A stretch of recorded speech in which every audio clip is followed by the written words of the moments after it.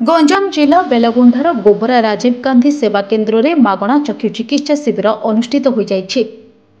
मेधावी छात्र स्वर्ग देवाशीष बेवर्ता द्वादश अवसर में मागणा चक्षु चिकित्सा शिविर अनुष्ठित होता। देवाशीष क्षत्रिय बरपुर आंचलिक विज्ञान उच्च माध्यमिक विद्यालय जड़े मेधावी छात्र थे। तेबे चक्षु चिकित्सा शिविर में मोट 70 जनक चक्षु परीक्षा कर 10 जन को मागणा अस्त्रोपचार निमंते चयन कर देवाशीष मामू तथा बेलगुंठा प्रेस क्लब सभापति प्रद्युम्न पात्र अध्यक्षतार कार्यक्रम अनुष्ठित होता।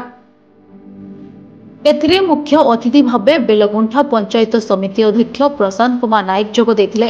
सम्मानित अतिथि भाव गांगपुर थाना अधिकारी शुभेन्दु कुमार साहू, बेणी पुलिस सरपंच दुर्गा माधव नायक, गोबरा सरपंच सुप्रभा नायक, सरोज स्वाई, प्रेस क्लब उपदेष्टा संतोष कुमार विशोई, संपादक अश्विन कुमार महांती और राधास्वामी राजू प्रमुख जोगदे देवाशीष को स्मृतिचारण करते। ଏହି କାର୍ଯ୍ୟକ୍ରମରେ ସମରଝୋଳ ସ୍ଥିତ ଶଙ୍କର ଚକ୍ଷୁ ଚିକିତ୍ସାଳୟ कर्मचारी कृष्णा राव, सागर पृष्टि, मीनाक्षी पाणिग्राही, मधुस्मिता पाइक और सुनीता गौड़ प्रमुख चक्षु परीक्षा करते।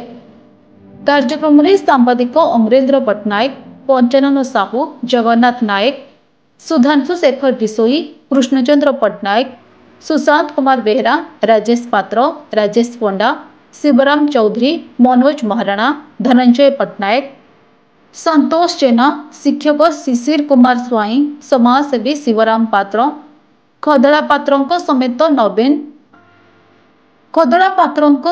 नवीन स्वयंसहायक गोष्ठी और शांति मैत्री स्वयंसहायक गोष्ठी सदस्य माने सहयोग करथिले।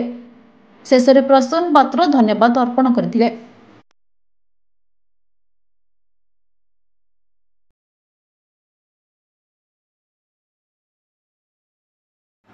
गंजाम जिला बेलगुंठारू Sadashiv Panigrahi report, Odisha news room.